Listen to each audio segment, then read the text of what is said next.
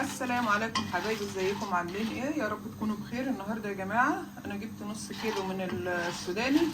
طبعا اتاكل كميه منه مش مشكله، قلت اما الحق الباقي اعمل بيه ايه بقى. تعالوا نشوف احنا هنعمل بيه ايه. قلت هعمل بيه اللهم صل على النبي زبده الفول السوداني. تمام. انا طلبته من واحده سودانيه كانت ساكنه فوق مني يا جماعه، لقيتهم مدخلوا الفول السوداني في معظم الاكلات بتاعتهم، لهم اكلات غريبه كده. حبيت ان انا استفسر عنها بصراحه، ان حتى الاسامي نفسها ما قدرتش ان انا احفظها. تمام. فقالت لي ان الكيلو غالي من بيجيبوه من السودان، فانا قلت لا، طب انا هعمله في البيت. قعدت جبت كيلو سوداني، نص كيلو سوداني ب50 جنيه، وقلت اما نجرب يتاكل منه بالهنا والشفا على قد ما اتاكل. قلت ايه نعمل باقي. طبعا انا بديله تشويحه بسيطه كده يا جماعه، بسخنه. طبعا التسخين بتاعه ده بحس ان الزيت بتاعه بيبدا ان هو يخرج منه. تمام. وهنزل اوديه على الخلاط على طول. هو المفروض يبقى دافي، بس انا ايه هنوديه على الخلاط.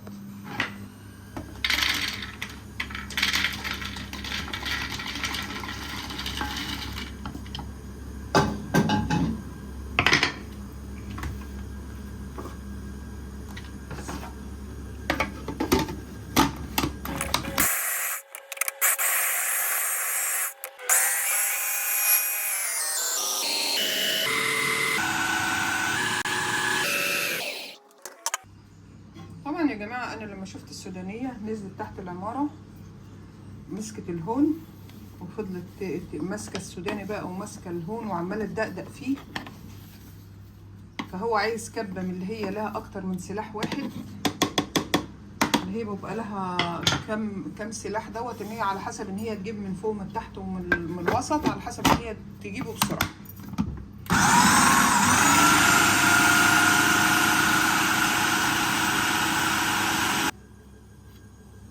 طبعا احنا كل شويه هنضرب في الكبه وهنسيبها تهدى شويه علشان الكبه ما تبوظش مننا الخلاط يا جماعه، وناخد بالنا من الموضوع دوت.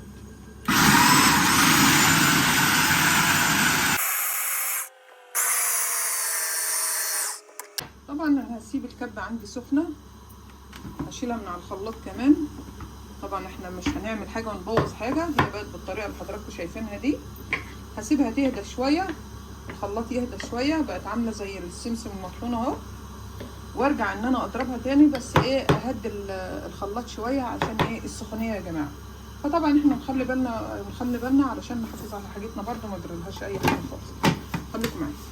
طبعا يا جماعه انتوا شايفين اهي بدات ان هي تلم معايا. بصوا حضراتكم، بس انا مش عايزاها كده، انا عايزاها تبقى عامله زي الطحينه.